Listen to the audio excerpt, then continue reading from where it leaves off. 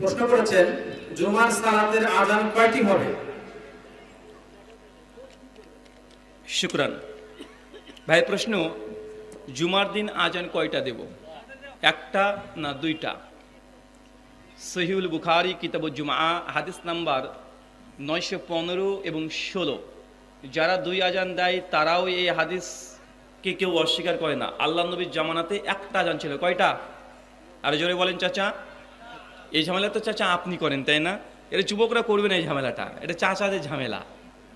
আল্লাহ নবীর স্বয়ং একটা আজান দিয়েছে।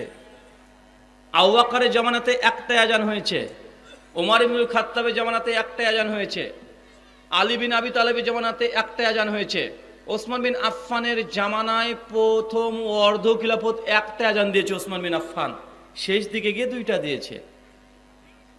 তো এক আজানের পক্ষে কতজনকে পেলেন?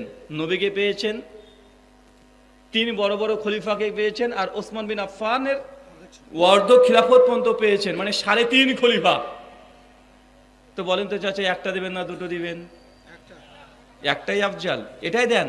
দুই, ওসমান বিন আফফান কেন দিয়েছেন, কোথায় দিয়েছেন?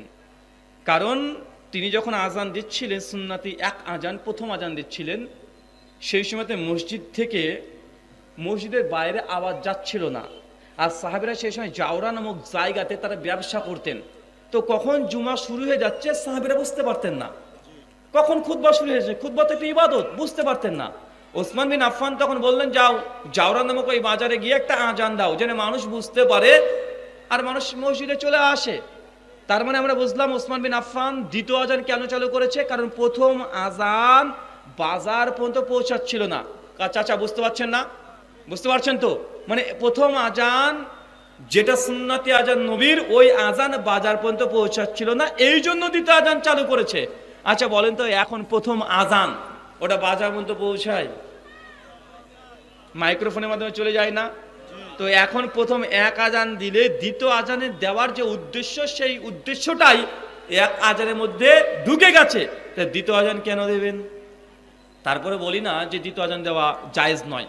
আমরা এতটুকু বলি, এলাকাতে দেখা যাচ্ছে 2 দিন ইলেকট্রিসিটি নেই, মাইক্রোফোন নষ্ট হয়ে গেছে, মাইক সিস্টেম বন্ধ হয়ে গেছে। জুমার দিন কি করবেন? যান আপনি মসজিদ থেকে বাইরে গিয়ে আরেকটা আজান দেন, কোনো সমস্যা নাই।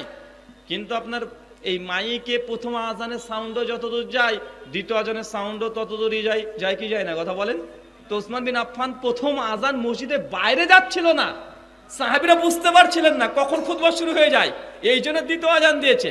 কিন্তু এখন প্রথম আজানেই তো গোটা পাড়ার মানুষ শুনে নেন, শুনেন কি শুনেন না? কথা বলেন। অতএব দ্বিতীয় আজান দেওয়াটা এখন গুরুত্বহীন। তবে আমরা নাজেজ হারাম বলি না, যদি এরকম পরিস্থিতি তৈরি হয় তখন জায়েজ হবে। আচ্ছা, দাঁড়িয়ে হিসু করা জায়েজ না না জায়েজ? শুয়োরের গোশত খাওয়া জায়েজ না না জায়েজ? শুয়োরের গোশত খাওয়া? আচ্ছা, আপনাকে ধরেন ইহুদির বাচ্চা জেলখানাতে পুরে রেখেছে, 3 দিন 10 দিন ধরে কিছু খেতে দেয়নি। ফিলিস্তিনি মুসলিমদেরকে ধরে রেখে দিয়েছে, 10 দিন ধরে খেতে দেয়নি। শেষে শুয়োরের গোশত আপনাকে ফেলে দেবে, যে খা। সেই সময় যদি ওই মানুষটা মুসলমান যদি শুয়োরের গোশত খেয়ে নেয়, হালাল না হারাম? ওই সময়ের জন্য হালাল। কেন? পরিস্থিতি মাজলুম। ওই সময়তে আপনি যদি মদও খেয়ে নেন, ওই সময় যদি শুয়োরের গোচও খেয়ে নেন, এটা ইসলাম হারাম করেনি।